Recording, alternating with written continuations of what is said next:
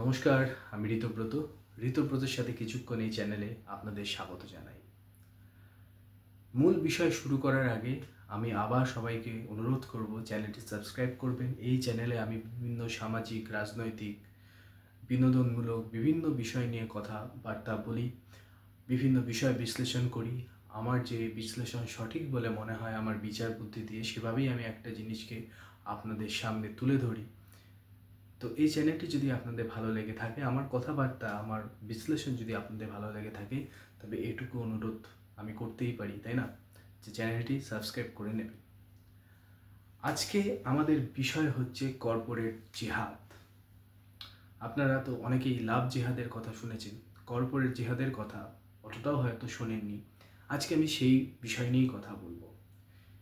বিষয়টি উঠে এসেছে তার কারণ মার্চ মাসে দেউলালি ক্যাম্প নাসিকের দেউলালি ক্যাম্প যে থানা রয়েছে, সেখানে একজন তরুণী একটি এফআইআর করেন এবং সেখানে তিনি বলেন যে তার সংস্থার তার যে টিম লিড রয়েছে, সেই টিম লিড নাকি তাকে নানাভাবে সেক্সুয়াল হ্যারাসমেন্ট করছে, তাকে ইসলামী রীতিনীতি মানতে বাধ্য করছে এবং তার ওই সংস্থায় কাজ করা তার পক্ষে দুঃসহ হয়ে উঠেছে।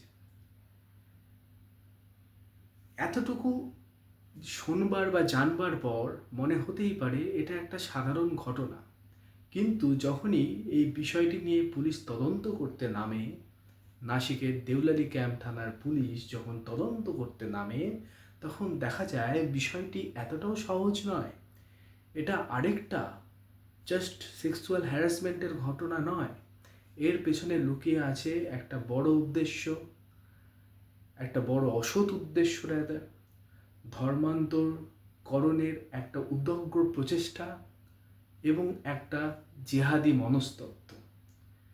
সেই জন্যই হয়তো এই বিষয়টি ন্যাশনাল অ্যাটেনশন কেড়েছে এবং বিভিন্ন টিভি চ্যানেলে, বিভিন্ন পরিসরে এই বিষয়টি নিয়ে চর্চা হচ্ছে এবং হওয়াটাই উচিত।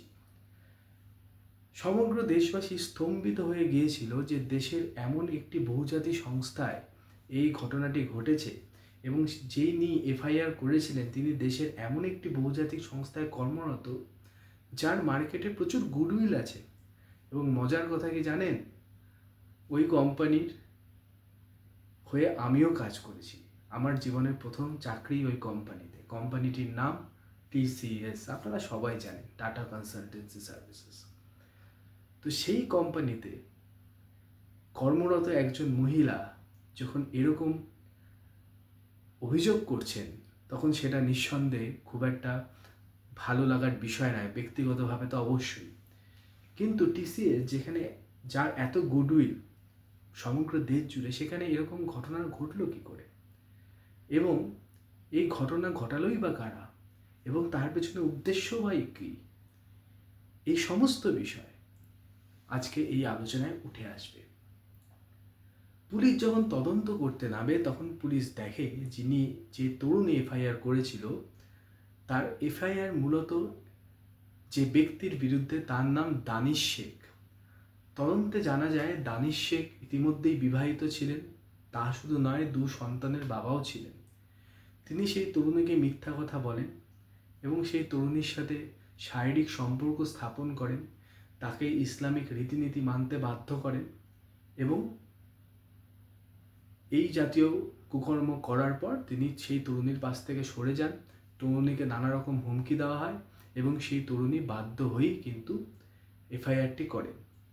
কিন্তু মজার কথা হচ্ছে 26শে মার্চ থেকে 3 এপ্রিলের মধ্যে ওই তরুণীর দেখাদেখি বা ওই তরুণীর দ্বারা অনুপ্রাণিত হয়ে ওই একই অফিসের আরও 8 জন একই মর্মে এফআইআর দায়ের করেন যে তাদেরও এরকমভাবে হেনস্থা করা হয়েছে, ইসলামী রীতিনীতি মানতে বাধ্য করা হয়েছে এবং ধর্মান্তরকরণের জন্য তাদের ওপরও চাপ দেওয়া হয়েছে। এই বিষয়গুলো সামনে আসতে শুরু করে। অর্থাৎ 3 এপ্রিলের মধ্যেই 8টি এফআইআর আরও হয়েছে, টোটাল 9টি এফআইআর হয়েছে। আরও বেশি হয়তো ঝাড়া দিলে এই সংখ্যাটা কোথায় গিয়ে পৌঁছবে কেউ জানে না। তার মানে এটা একটা প্র্যাকটিস যেটা ঘটানো হচ্ছে ধারাবাহিকভাবে, নিয়মিতভাবে, এবং টার্গেট করা হচ্ছে 18 থেকে 25 বছর বয়সী হিন্দু মেয়েদের, এবং যাতে করে তাদেরকে চাপ দিয়ে ধর্মান্তর করানো যায়, তাদের সাথে শারীরিক সম্পর্ক স্থাপন করে সন্তান উৎপাদন করা যায়, এই বিষয়গুলি কিন্তু উদ্দেশ্য বলে প্রাথমিকভাবে অন্তত আমার মনে হয়। পুলিশ তদন্ত করতে গিয়ে কী দেখলো? পুলিশ তদন্ত করতে গিয়ে দেখলো এই দানিশ শেখের সাথে আরেকজনের নাম উঠে আসে, তৌফিক আত্তার। তাদের একটা হোয়াটসঅ্যাপ গ্রুপই আছে, যে হোয়াটসঅ্যাপ গ্রুপটাকে বলা যেতে পারে তাদের কন্ট্রোল রুম, এবং সেখানে নাকি বলা হয় যে হিন্দু মেয়েদেরকে ইমপ্রেস করো, তাদের সাথে সম্পর্ক স্থাপন করো এবং তাদের ধর্মান্তরকরণ করো। অর্থাৎ এটা একটা স্বাভাবিক পরকীয়ার ঘটনা নয়, এটা পেছনে একটা জেহাদি মনস্তত্ত্ব আছে, এটার পেছনে হিন্দু নারীদের জোর করে ধর্মান্তরকরণের একটা প্রচেষ্টা আছে, এটার পেছনে একটা অসৎ উদ্দেশ্য আছে, এবং সেটা কিন্তু এই 8টা বা 9টা এফআইআর এর মাধ্যমে সামনে উঠে আসছে।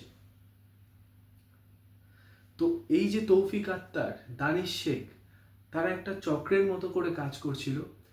এরা বেশিরভাগ ক্ষেত্রে দেখা যাচ্ছে যাদের বিরুদ্ধে অভিযোগ তারা কোম্পানিতে একটু বেটার পজিশনে আছে, হয় তারা টিম লিড, অথবা তারা কোনো ম্যানেজার, এইচআর ম্যানেজার ইত্যাদি পোস্টে আছে, যেখানে একটু প্রভাব থাকে, যেখানে একটু ক্ষমতা থাকে, এমন পোস্টে তারা আছে, এবং তাদের ক্ষমতাকে তারা অপব্যবহার করেছে, তার ক্ষমতাকে তারা ভুলভাবে প্রয়োগ করে হিন্দু নারীদের সাথে কাইন্ড অফ ব্ল্যাকমেল করেছে, যারা তাদের অধস্তন কোম্পানিতে।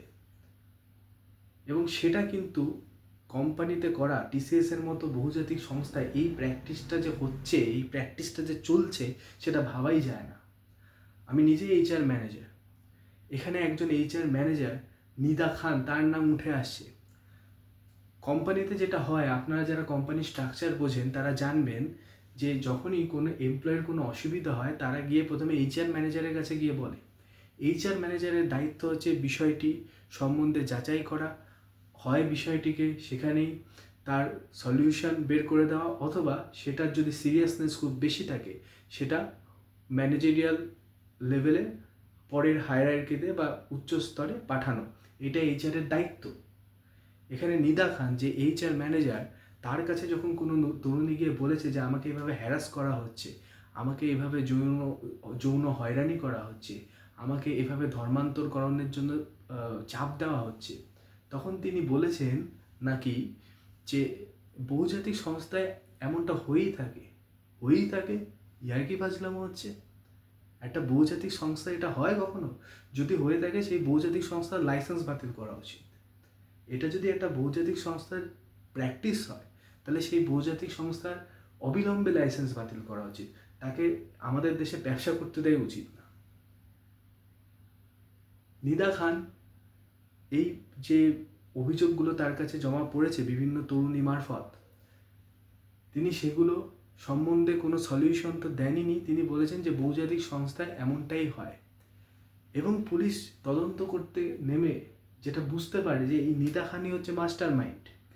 এই নিদা খান আরেকজন অ্যাসিস্ট্যান্ট জেনারেল ম্যানেজার, তার নাম উঠে আসছে, এবং তার সাথে দানিশ শেখ, তৌফিক আত্তার, এরা মিলে একটা চক্র চালাচ্ছে, এবং এই চক্রের এক এবং একমাত্র টার্গেট, দর্থহীন ভাষায় বলছি, এক এবং একমাত্র টার্গেট হিন্দু মেয়েদের সাথে শারীরিক সম্পর্ক স্থাপন করা, যারা ওখানে কাজ করছেন, যারা অধস্তন বা একটু সাবঅর্ডিনেট পোস্টে চাকরি করছেন, তাদের সাথে সম্পর্ক স্থাপন করা, তাদের সাথে প্রেমের নাটক করা, এবং পরবর্তী সময় তারা যখন একটু দুর্বল হয়ে পড়বে তাদেরকে ইসলামিক রীতিনীতি মানতে বাধ্য করা, এবং অবশেষে ধর্মান্তরকরণ ঘটানো বা কনভার্সন করা, এটাই তাদের মূল উদ্দেশ্য, এবং সেই উদ্দেশ্যের জন্যই তারা এই গোটা প্রক্রিয়াটি চালাচ্ছে। অর্থাৎ এখানে যদি আমরা বিবেচনা করি, এখানে 3টে বিষয় উঠে আসছে। ফার্স্ট, যৌন হয়রানি। একজন এমপ্লয়ি যিনি নারী, তিনি যদি অফিসে কোনো রকম যৌন হয়রানির শিকার হয়, তার জন্য POSH act, prevention of sexually harassment, এই যে অ্যাক্ট 2013 সেটা রয়েছে, সেটাকে কে প্রসেস করবে? প্রথমে এইচআর এর কাছে যাবে, যদি কোথাও কোনো ভায়োলেশন হয় এখানে এইচআর নিজেই এই চক্রের সাথে যুক্ত, অর্থাৎ যৌন হয়রানির একটা বিষয় থাকছে। 2 নম্বর যেটা থাকছে সেটা হচ্ছে কনভার্সনের জন্য প্রচেষ্টা, অর্থাৎ ধর্মান্তরকরণ, যেটা কোম্পানির বিরুদ্ধে, যে কোনো সংস্থার বিরুদ্ধে এটা একটা গুরুতর অভিযোগ হিসাবেই গণ্য করা উচিত। কারণ প্রত্যেক কোম্পানির একটা স্ট্যান্ডার্ড থাকে, একটা রুলস থাকে, একটা রেগুলেশন থাকে, সেখানে কোনো রকম ধর্মীয় রীতিনীতির অভ্যাস বা বায়াসনেস থাকা উচিত নয়। কিন্তু এখানে আমরা কি দেখছি, জোর করে কনভার্সন করানোর চেষ্টা করা হচ্ছে হিন্দু নারীদের। এবং 3 নম্বর খুব ইম্পর্টেন্ট বিষয়, যেটা ভুলে গেলে হবে না, সেটা হচ্ছে নিচের পদের অপব্যবহার। কোম্পানিতে কেউ বস হয়, কেউ টিম লিড হয়, কেউ এইচআর ম্যানেজার হয়, হায়ারার্কি থাকে, কিন্তু তার মানে এই নয় যে হায়ারার্কিতে যারা উপরে পজিশনে বসে আছে তারা নিচের পজিশনে বসে থাকা মানুষদের সাথে, বিশেষ করে নারীদের সাথে যা ইচ্ছে তাই করতে পারে, একেবারেই নয়। এটা একটা স্ট্রিনজেন্ট রুল এর বিরুদ্ধে আছে, পস অ্যাক্ট এর বিরুদ্ধে আছে, কিন্তু সেটা এক্সিকিউশন কেন হলো না, টিসিএস কর্তৃপক্ষকে তার জবাবটা দিতে হবে। এটা নিয়ে যখন খবর হচ্ছে, প্রাথমিকভাবে টিসিএস কর্তৃপক্ষ কোনো রিপ্লাই দেয়নি, কিন্তু যখন দেখা যাচ্ছে যে একটা ন্যাশনাল প্রেশার তৈরি হচ্ছে, তখন তারা একটা দায়সারাভাবে উত্তর দিয়েছে। তাদের টাটা সন্সের চেয়ারম্যান এন চন্দ্রশেখরন তার একটা দায়সারা উত্তর দিয়েছে, যে দায়সারা উত্তরে তিনি বলেছেন যে টাটা গোষ্ঠী কখনো এই জাতীয় জিনিসকে সমর্থন করে না, আমরা এই বিষয়টি দেখছি, এটাই বলেছে। এবং যারা দোষী, মানে যাদেরকে গ্রেপ্তার করা হচ্ছে বা যাদেরকে খোঁজা হচ্ছে, তাদেরকে টাটার থেকে সাসপেন্ড করে দেওয়া হয়েছে। আমার মনে হয় এতটুকু করা যথেষ্ট নয়, একেবারেই যথেষ্ট নয়। কারণ হয়তো 8 জন তরুণী তারা হয়তো এফআইআর করেছেন বা তাদের সাহস হয়েছে এফআইআর করা, কিন্তু এর সাথে মাথায় রাখতে হবে যে এটা একটা প্র্যাকটিস, এটা একটা বিচ্ছিন্ন ঘটনা নয়। এরকম অনেক অনেক হাজার হাজার ঘটনা রয়েছে, শুধু টিসিএসে কেন, অন্যান্য বহুজাতিক সংস্থাতেও হয়তো রয়েছে, হয়তো সেটা প্রকাশ্যে আসছে না। কারণ এগুলো যে ঘটনা, যে এফআইআর হয়েছে, সেটা কিন্তু সব ঘটনাগুলো ঘটেছে 2022 সাল থেকে 26 সালের মধ্যে। অর্থাৎ একজন তরুণীর সাহস সঞ্চয় করে এফআইআর করতে 2-3-4 বছর লেগে যায়, অনেকে তো এফআইআর করেনও না। কারণ আমরা সবাই জানি কর্পোরেটে জব কতটা আনস্টেবল। যদি টিম লিডারকে কেউ চটিয়ে দেয়, তবে হয়তো তার চাকরি কালকে নাও থাকতে পারে। কোম্পানিগুলো যেভাবে অপারেট করে, আইনি ঝামেলায় কেউ পড়তে চায় না। যারা এমপ্লয়ি তারা একটা ফিক্সড স্যালারি পাচ্ছে, তারা সেটা নিয়ে খুশি থাকে, এবং সেই জন্য তারা অনেক অন্যায় আবদার হয়তো সহ্য করতে হয় তাদেরকে, অনেক অন্যায় হয়তো মুখ বুজে সহ্য করতে হয়। খুব কম মানুষ থাকে যারা এই অন্যায়ের বিরুদ্ধে প্রতিবাদ করে এবং থানায় গিয়ে এফআইআরটুকু করে। এই তরুণী করেছেন, বা তার সাথে তার দেখা দেখি 7-8 জন তরুণী করেছেন, তার মানে এটাই নয় যে এই 7-8টাই কেস হয়েছে। এরকম অনেক অনেক অনেক কেস হয়েছে নিঃসন্দেহে, কিন্তু তারা হয়তো আর এফআইআর করেনি। বিভিন্ন বহুজাতিক সংস্থায় হয়তো এমনটা হয়ে থাকবে, শুধু টিসিএস কেন। সুতরাং এই বহুজাতিক সংস্থাগুলোর ওপর সরকারি অবজারভেশন আমার মনে হয় আরও অনেক বেশি কঠোর হওয়া উচিত, বাধা নিষেধ আরও অনেক বেশি কঠোর হওয়া উচিত। না হলে কিন্তু এই জাতীয় ঘটনা বাড়তেই থাকবে। আমি প্রথমেই বলেছি, আমার ব্যক্তিগতভাবে মনে হয় এটা কোনো বিচ্ছিন্ন ঘটনা নয়, এটার পেছনে একটা জেহাদি মনস্তত্ত্ব রয়েছে, কর্পোরেট জেহাদের একটা বৃহত্তর উদ্দেশ্য রয়েছে, এবং ধর্মান্তরকরণের একটা বৃহত্তর উদ্দেশ্য রয়েছে, এবং সেটা এই 8টা কেসেই সীমিত থাকতে পারে না। হয়তো টিসিএস এর ভেতরেই আরও অনেক এরকম বিষয় রয়েছে, হয়তো টিসিএস না হলেও অন্য কোম্পানির ভিতর রয়েছে। সুতরাং এর বিরুদ্ধে এবং এই জাতীয় যে মনস্তত্ত্ব, সেটাকে পরাস্ত করবার জন্য সরকারের তরফ থেকে কিন্তু আরও স্ট্রিনজেন্ট অ্যাকশন নেওয়া উচিত। এবং তার সাথে আরেকটা কথা বলবো, একজন এইচআর ম্যানেজার, সে হয়তো এই চক্রের সাথে জড়িত, কিন্তু একটা কোম্পানিতে একটা হায়ারার্কি থাকে, যেটা আগেও বললাম, তার উপরে যারা বসে আছে তারা কি করছিল, তারা কি বসে বসে আঙুল চুষছিল? তাদের কাছে বিষয়গুলো কেন পৌঁছলো না? তাদের তো এইচআরের কি পারফরমেন্স, এইচআরের কি অ্যাকশন, সেগুলো নিয়ে তাদের পর্যালোচনা করা উচিত ছিল, তারা সেটা করেনি। এখন শুধু তারা বলছেন যে আমরা will take care of this. সুতরাং এই জাতীয় শিথিলতা মানা সম্ভব নয়, এই জাতীয় শিথিলতা মানা যায় না।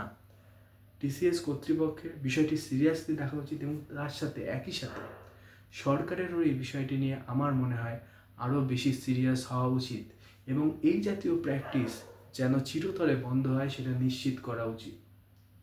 এবং আরেকটা কথা এখানে বলতেই হবে যে সমস্ত তরুণী যারা এফআইআর করেছেন তাদেরকে তো প্রশংসা করতেই হবে, কিন্তু যে সমস্ত তরুণী এখনো এফআইআর করেননি, হয়তো তারা ভয় পাচ্ছেন চাকরি চলে যাবে, হয়তো তারা ভয় পাচ্ছেন স্যালারি বন্ধ হয়ে যাবে, হয়তো তারা ভয় পাচ্ছেন পরের কোয়ার্টারে অ্যাপ্রাইজালটা ভালো হবে না, না হলে না হবে, কিন্তু এই প্র্যাকটিস যদি চলতে দেওয়া যায় তবে কিন্তু সেই চোরাবালিতে একদিন পা আটকে যাবে। সেজন্য আমার মনে হয় এর বিরুদ্ধে যাদের সাথে এই ঘটনা ঘটেছে তাদের এক্ষুনি এফআইআর করা উচিত, সে যে কোম্পানিরই কর্মরত হন না কেন, এবং তার সাথে একই সাথে সরকার এবং কোম্পানি কর্তৃপক্ষের বিষয়টি নিয়ে অত্যন্ত সিরিয়াস হওয়া উচিত, নইলে কিন্তু পরিস্থিতি হাতের বাইরে বেরিয়ে যাবে। এই ছিল আজকে আমার প্রতিবেদন। যদি আপনাদের আজকের এপিসোডটি ভালো লাগে তবে চ্যানেলটি সাবস্ক্রাইব করবেন, বন্ধুবান্ধবদের মধ্যে শেয়ার করবেন আর আমার সাথে থাকবেন। ধন্যবাদ, ভালো থাকবেন।